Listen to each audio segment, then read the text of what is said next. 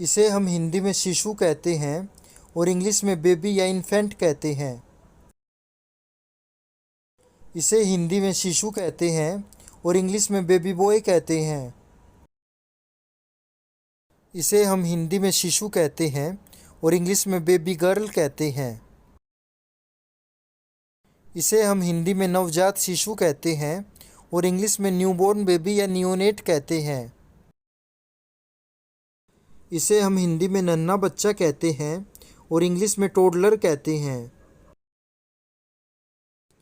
इसे हम हिंदी में रेंगना या घुटने चलना कहते हैं और इंग्लिश में क्रावल कहते हैं। इसे हम हिंदी में गतिया कहते हैं और इंग्लिश में बिब कहते हैं। इसे हम हिंदी में मालिश करना कहते हैं और इंग्लिश में मसाज कहते हैं। इसे हम हिंदी में दूध पिलाना कहते हैं और इंग्लिश में ब्रेस्ट फीड या नर्स कहते हैं। इसे हम हिंदी में बोतल से पिलाना कहते हैं और इंग्लिश में बोतल फीड कहते हैं। इसे हम हिंदी में रबड़ की निप्पल कहते हैं और इंग्लिश में टैट या निप्पल कहते हैं। इसे हम हिंदी में चूसनी कहते हैं और इंग्लिश में पैसिफर या डम्मी कहते हैं। इसे हम हिंदी में झुंझुना कहते हैं और इंग्लिश में रैटल कहते हैं। इसे हम हिंदी में पालना कहते हैं और इंग्लिश में क्रैडल कहते हैं। इसे हम हिंदी में गोद कहते हैं और इंग्लिश में लैप कहते हैं। इन्हें हम हिंदी में ऊनी जूते कहते हैं और इंग्लिश में बूटी कहते हैं। इन्हें हम हिंदी में बच्चे का कपड़ा कहते हैं और इंग्लिश में ओनीसिया कहते हैं। इसे हम हिंदी में बच्चे का खिलौना कहते हैं और इंग्लिश में टेडी बियर कहते हैं। इसे हम हिंदी में सोच का पत्र कहते हैं और इंग्लिश में पोटी कहते हैं।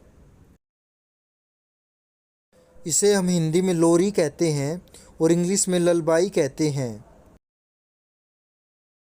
इसे हम हिंदी में ऊंची कुर्सी कहते हैं और इंग्लिश में हाई चेयर कहते हैं।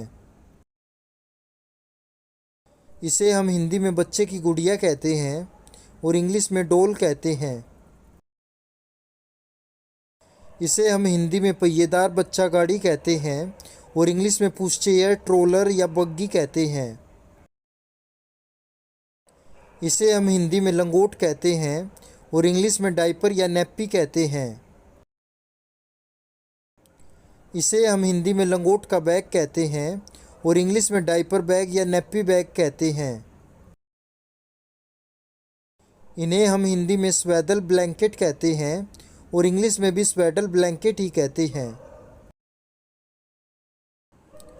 इसे हम हिंदी में बच्चों का साबुन कहते हैं और इंग्लिश में बेबी सोप कहते हैं। इसे हम हिंदी में बच्चों का पाउडर कहते हैं और इंग्लिश में बेबी पाउडर कहते हैं।